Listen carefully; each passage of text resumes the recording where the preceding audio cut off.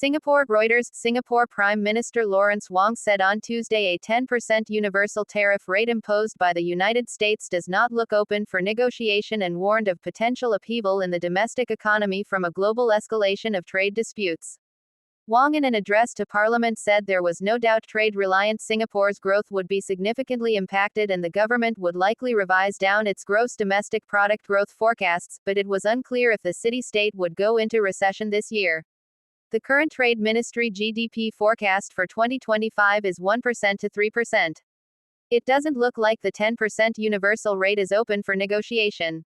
This seems to be the fixed minimum tariff, regardless of a country's trade balance or existing trade arrangements, he said.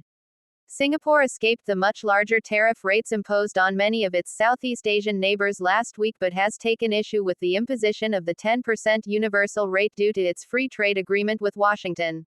We are very disappointed by the U.S. move, especially considering the deep and long-standing friendship between our two countries.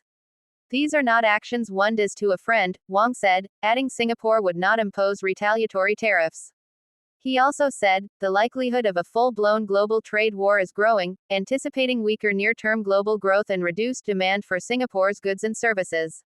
He warned that if companies relocate from Singapore to the U.S., there would be job losses and retrenchments. The government will do everything we can to navigate through the choppy waters and ensure no one is left behind, he added. The United States had a goods trade surplus of $2.8 billion with Singapore last year, according to the website of the U.S. Trade Representative website states. However, Singapore Trade Minister Gan Kim Yong last week said the U.S. trade surplus with Singapore amounted to a substantial $30 billion in 2024. Reporting by Jun Yuan Yang, Xingwei Kok and Bing Hong Lok, editing by Martin Petty.